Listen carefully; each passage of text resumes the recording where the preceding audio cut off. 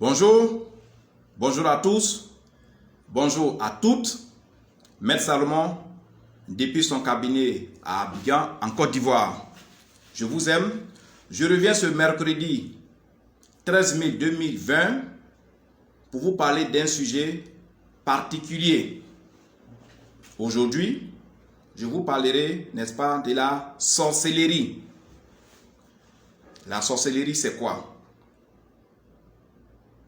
La sorcellerie est une pratique mystique, magique, est une pratique de sacrification, est une pratique néfaste. Mais en même temps, la sorcellerie est une pratique spirituelle positive, est une pratique spirituelle de guérison, est une pratique spirituelle de promotion et de mise en valeur. Et également, la sorcellerie est une pratique que d'autres personnes utilisent pour se défendre contre l'ennemi.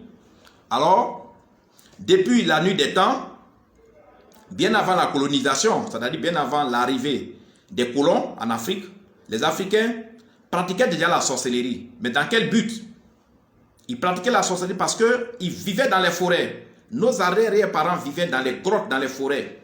Et dans les forêts, les animaux féroces, les gros serpents les confondaient à des animaux. Souvent quand leurs femmes accouchent, les animaux, au moment où ils sont allés partir faire la cueillette, parce que nos parents vivaient des cueillettes, les gros serpents valaient leurs enfants, les lions mangeaient leurs enfants. C'était difficile, c'était pénible.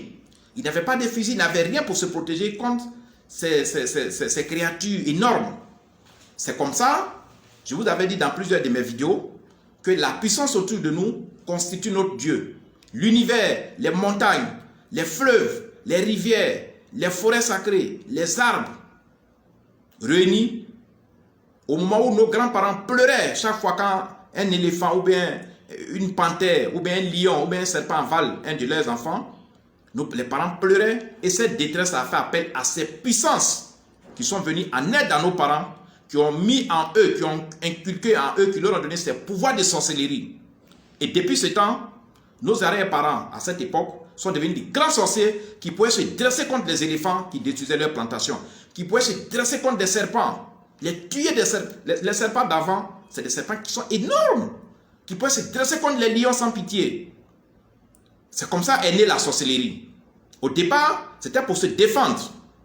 La sorcellerie au départ, c'était pour que nos parents se réalisent, pour que nos parents réalisent d'autres prouesses, pour que nos parents, n'est-ce pas, permettent à leur communauté, à leur famille de s'agrandir. La sorcellerie aussi également était un moyen pour nos parents, comme ils vivaient par famille isolée dans la forêt, ils prenaient cette sorcellerie pour communiquer entre eux. Comme on utilise le téléphone là. Tu prends le téléphone, tu dis allô, allô, aux États-Unis ça va, comment vous allez? Dans l'ancien temps, ça n'existait pas. Les parents utilisaient les techniques de sorcellerie, la sorcellerie pure, pour communiquer entre eux. Quand il y a un problème, quand l'autre est au courant, l'autre vient à l'aide de son frère. Comme je l'ai dit, ils ne vivaient pas dans les villes comme aujourd'hui. Ils ne vivaient pas dans les villages électrifiés. Ils vivaient dans des montagnes comme les animaux. Et donc, la sorcellerie est venue de l'univers, est venue de l'environnement dans lequel ils vivaient. C'est un pouvoir que leur Dieu sur place leur a donné.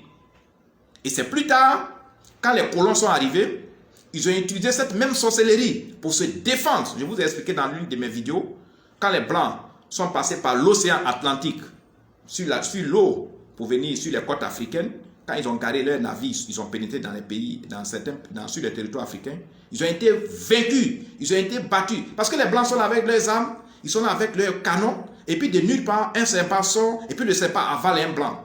De nulle part, une panthère sort, elle attaque les Blancs. Mais ce sont nos parents qui faisaient ça. Et nos parents même, ils sont dans les arbres, et puis ils regardent. Les serpents ont avalé beaucoup de colons. Les lions ont tué beaucoup de Blancs, mais c'est nos parents qui étaient transformés en ces animaux féroces. Donc, à la deuxième étape, quand les colons ont fait apparition chez eux, puisqu'ils ne les connaissaient pas, c'est comme ça qu'ils ont combattu. Ils ont combattu les colons, les missionnaires occidentaux ont été combattus par nos parents grâce à la sorcellerie. Et j'en suis fier, parce qu'un pays, parce qu'une nation, parce qu'un peuple doit avoir des puissances. Je ne suis pas fier parce que les gens sont morts, mais je suis fier pour le fait que ces gens-là avaient une puissance. Et les Blancs, quand ils ont vu que leur fusil ne servait à rien, ils ont Ils ont fait un repli stratégique. Ils ont fui les forêts, ils ont fui nos terres pour revenir dans leur bateau qui était stationné sur l'océan Atlantique, sur la mer. Ils sont revenus là et ils se sont cachés dans les bateaux pour réfléchir à la prochaine étape. Je vous ai déjà expliqué. Et la prochaine étape, c'était quoi? C'était pour inventer la religion chrétienne. C'était pour inventer plusieurs religions occidentales pour dire à nos parents, nous sommes venus vous évangéliser, Dieu en haut, ne vous battez pas, laissez tomber vos fétiches, rassemblez vos masques. Ça ne s'est pas fait en un jour, c'est parce que c'est une vidéo que je parle rapidement. Mais les parents ont été approchés, ont été soudoyés, ont été séduits. Non, ne faites pas ça, c'est pas bon, Dieu n'aime pas ça. Et petit à petit, eux-mêmes, ils se sont déshabillés, ils ont enlevé leurs fétiches parce qu'ils avaient des habits de guerre. Avant, ils ne portaient pas d'habits comme ça. Ils avaient des protèges, des protections, des gris-gris. Même il y a des potions magiques. Quand ils mettent sur eux, même tu mets machette, ça ne rentre pas. Et c'est comme ça, les Blancs ont blagué nos parents. Et nos parents eux-mêmes, ils ont ouvert les bras aux Occidentaux qui ont pénétré l'Afrique. Et petit à petit, ils ont commencé à prendre leur fétiche, à prendre leur poids. Donc, la sorcellerie est née à cette époque. Non, bien avant, mais ça a servi aussi, n'est-ce pas, à ce que les gens fassent barrière de manière physique, énergique et mystiquement, ils ont fait barrière aux Blancs. Les Blancs ne pouvaient pas, ils ont changé de stratégie. Donc, ce phénomène mystique et magique qui est la sorcellerie sert à beaucoup de choses. Ce phénomène a servi à nos parents, n'est-ce pas, de faire beaucoup d'enfants, de se nourrir, parce qu'ils luttaient la nourriture, ils vivaient des cueillettes, ils luttaient la nourriture avec les animaux. Est-ce que vous pouvez vivre dans la brousse? Les forêts d'avant, on ne peut pas vivre dedans. Hein? Tu passais pour aller faire la cueillette, pour aller faire la chasse. Tu laisses ton enfant, peut-être avec sa maman, mais à ton retour, ils ont été avalés par un lion. Tu fais comment? Donc la sorcellerie était, n'est-ce pas, bien indiquée pour eux. Il y avait l'ennemi. Et donc, après ça, petit à petit, les choses ont commencé à évoluer chez nos parents. Petit à petit, mais vous allez me demander, comment se fait-il que nos parents, il y a longtemps, ils sont morts, nos arrières, il y a longtemps, mais comment se fait que la sorcellerie existe? Mais c'est normal. La sorcellerie est une pratique. Même chez les Blancs, chez les Européens, chez les Africains, chez les Asiatiques, même en Océanie, la sorcellerie existe. Il y a des sorcières, il y a des sorciers. C'est une pratique qui était un peu dans tous les continents. Mais chacun l'utilisait comme il peut. Les Blancs ont eu beaucoup de guerres chez eux. Les Blancs avaient des royaumes, et la sorcellerie aussi les a sauvés. Mais vers la fin, ils ont utilisé la sorcellerie pour mettre au point les mathématiques. Parce que les mathématiciens, on dit le nom de lui qui a créé les mathématiques, mais lui-même qui l'a inspiré pour créer les mathématiques. Lui qui a créé la médecine, il a levé la médecine où pour créer, pour mettre ça dans le livre. Donc, lui qui a créé la physique, parce que c'est tout ce que les Blancs font quand vous regardez de près, ça ressemble à la sorcellerie. C'est la même sorcellerie qu'ils ont utilisée pour arriver là où ils sont arrivés. Nous, nos parents n'ont pas pu arriver là parce que quand les colons sont venus, dans les années que vous connaissez, ils ont demandé à nos parents d'abandonner ces pratiques. Sinon, c'est de la culture.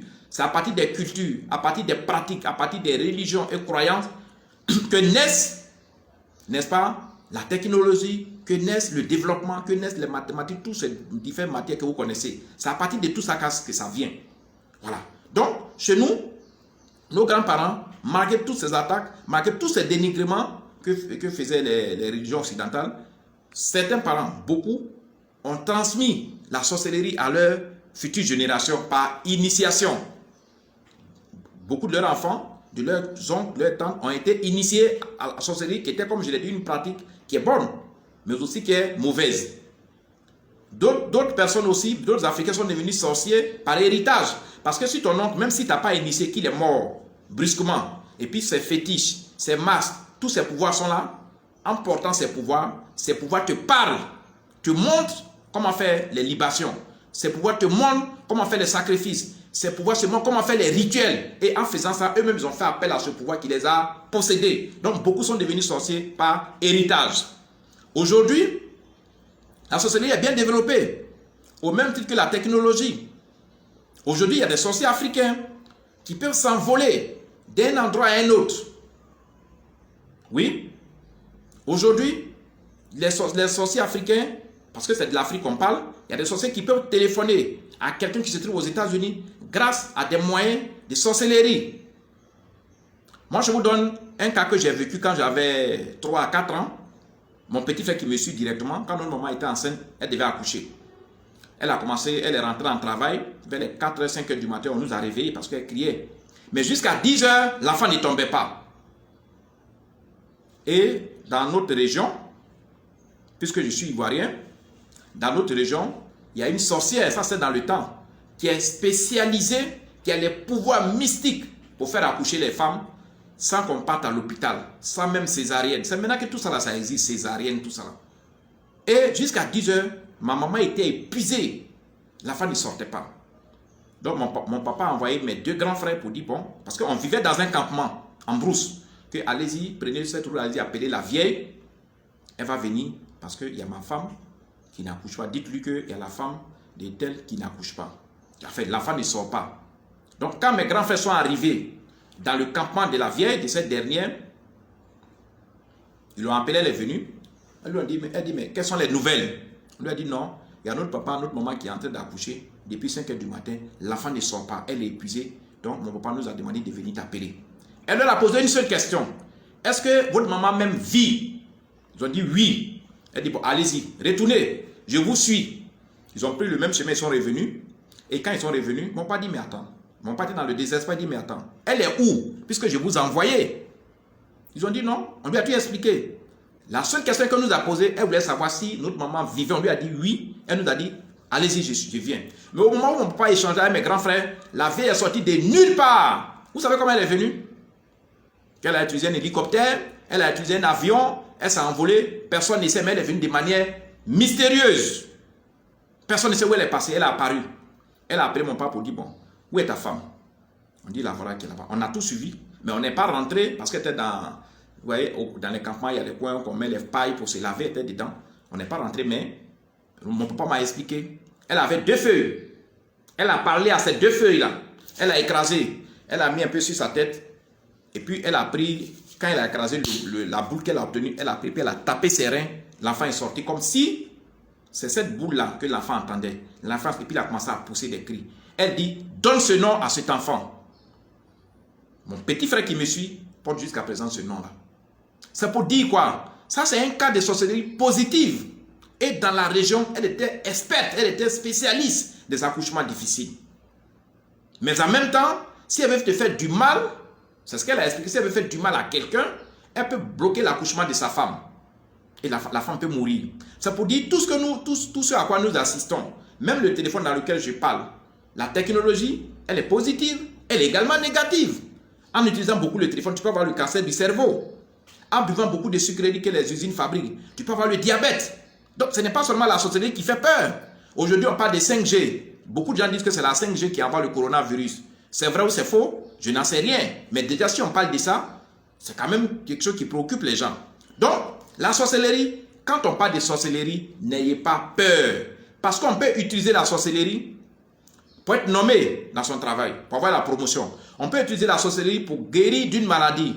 Il y a des gens, il y a des sorciers quand leurs enfants sont malades, ou bien ils ont un enfant qui est malade en Amérique, en Europe, quelque part, très éloigné. Il sent que son enfant est malade. Il sent que les médecins n'ont pu rien faire.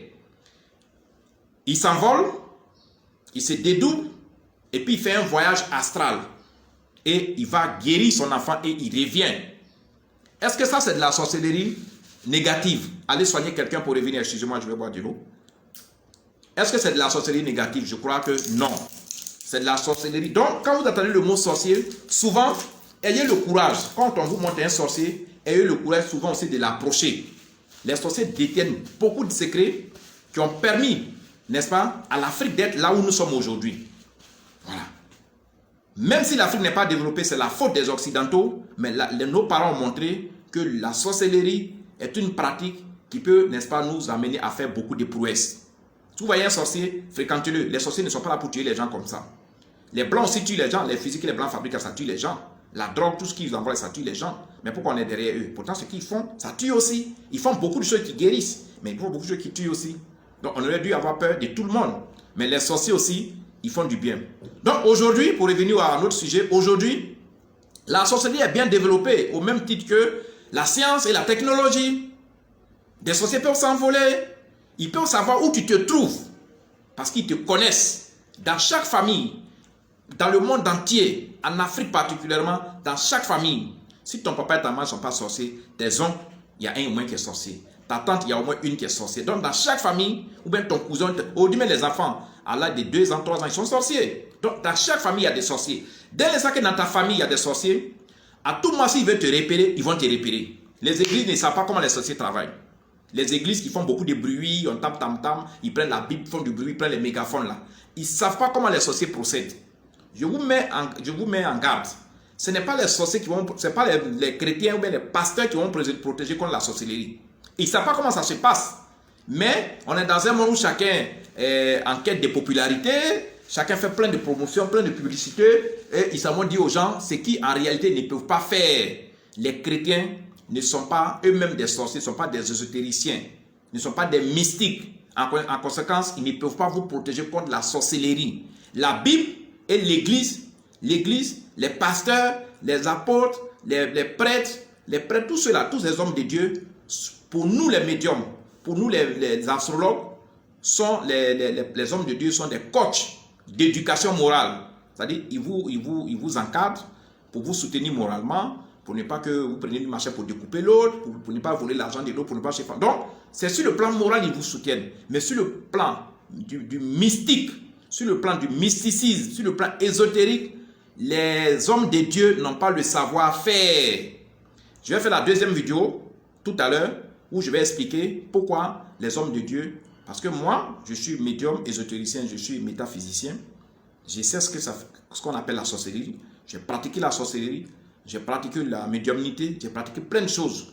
Les hommes de Dieu, ce n'est pas leur domaine. Même quand ils vous disent qu'ils peuvent le faire, c'est pour vous faire perdre du temps. Si vous voulez utiliser la sorcellerie pour avoir la promotion, si vous voulez utiliser la sorcellerie pour guérir d'une maladie mystique, si vous voulez utiliser la sorcellerie pour comprendre ce qui vous arrive qui ne vous arrange pas, venez voir un médium, venez voir un astrologue, venez voir un ésotéricien. C'est nous qui pouvons vous dire, c'est nous qui pouvons, n'est-ce pas, rentrer dans les lignes invisibles pour vous parler. Un pasteur ne peut pas s'envoler. S'il ne peut pas s'envoler, comment il peut résoudre les problèmes de ceux qui s'envolent? Ce n'est pas possible. Donc, je reviens encore pour dire, les Occidentaux, eux aussi, vous savez, quand on dit aujourd'hui la technologie, la médecine, la biotechnique, mais eux aussi, ils ont utilisé la sorcellerie parce que chez eux, il y avait des sorciers. Et il y a toujours des sorciers. Mais ils ont utilisé ça pour, n'est-ce pas, aboutir à, n'est-ce pas, la technologie, à la médecine, à tout ce que vous voyez aujourd'hui que nous utilisons dans le monde entier. Les Blancs fabriquent des téléphones, ils fabriquent des voitures, ils fabriquent des avions. Les Noirs sont allés apprendre, mais aucun pays africain n'a encore fabriqué même un téléphone.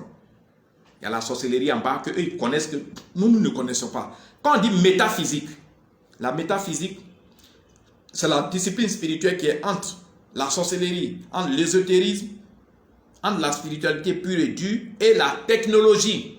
Donc, quand vous passez de la sorcellerie, de l'ésotérisme, de tout ce qui est spirituel, mystique, vous passez de là pour fabriquer des choses techniques, vous êtes obligé de passer par la métaphysique. Je prends un élément, le GPS qu'on met dans les voitures. Si ta voiture, il y a un GPS dessus, tu es chez toi à la maison, dans ton salon, dans ton fauteuil en train de boire, mais tu sais où ton chauffeur se trouve avec ta voiture parce que le GPS t'indique où il se trouve. Ce GPS-là, les sorciers ont ça en Afrique ici. La caméra, les sorciers ont ça. Les sorciers ont également le miroir mystique. Quel que soit où tu te trouves, ils peuvent te localiser et ils peuvent te foudroyer avec une énergie négative. Quel que soit où tu te trouves, ils peuvent te localiser et ils peuvent t'envoyer des énergies pour te guérir ou bien pour te sauver d'une situation qui n'est pas bonne. Quel que soit où tu te trouves, ils peuvent te localiser pendant un accident, ils peuvent te soustraire de cet accident-là. La sorcellerie a tous ses pouvoirs. Donc quand vous voyez les sorciers, ne fuyez pas parce qu'ils ne sont pas uniquement là pour tuer les gens. Les sorciers aussi font du bien. C'est pour cette raison, les hommes politiques utilisent les sorciers pour être élus et puis pour exercer leur pouvoir. C'est pour cette raison, les footballeurs professionnels viennent chez nous, les médiums, viennent chez nous, les métaphysiciens, pour exceller. C'est pour cette raison, les artistes, les hommes d'affaires, ils ont recours aux médiums, aux astrologues, aux sorciers, à tout ça là. Donc, n'ayez pas une pensée noire de la sorcellerie. Parce que la sorcellerie, n'est-ce pas, nous sommes nés dans la... Même si nous ne sommes pas sorciers, nous sommes nés dans la sorcellerie. Dès l'instant que nos parents qui nous ont mis au monde, et c'était leur pratique, nous sommes nés. Même dans la Bible, il y a la sorcellerie. J'avais promis ce chapitre, mais je vais essayer de parler de l'astrologie avant de parler de l'Église. Je vais vous parler des 18 ans cachés de Jésus-Christ. À 12 ans, on a parlé de lui jusqu'à 12 ans. Après 12 ans, on n'a plus parlé jusqu'à 32 ans. Entre les 18 ans de silence, qu'est-ce que Jésus faisait? Je vais vous expliquer ça plus tard. Jésus aussi était un grand sorcier, était un grand magicien, était un grand ésotéricien. Mais pourquoi dans sa religion, vous êtes beaucoup là-bas? Si vous avez peur des sorciers. Même en Italie, il y a des grands sorciers là-bas. Vous comprenez? Donc, pour clôturer, n'est-ce pas, ce chapitre, je suis Maître Salomon. Je vais de vous exposer sur la sorcellerie. Tenez-vous bien. Je ne vais pas faire la sorcellerie devant vous. Je ne vais pas m'envoler devant vous. Je ne vais pas me décorporer devant vous. Ce que je vous explique, ce sont des vidéoconférences pour que vous ayez un aperçu de chacune de ces disciplines-là. On dit, mieux vaut connaître un peu de chaque chose que de connaître tout d'une seule chose. C'est à votre bénéfice. Je suis toujours connecté. Je suis mon numéro WhatsApp direct est le 00 225 09 90 58 13. Ça, c'est mon numéro WhatsApp. 00 225 parce que je suis en Côte d'Ivoire. 09 90 58 13. C'est mon numéro de WhatsApp direct. Cette vidéo, il faut la partager.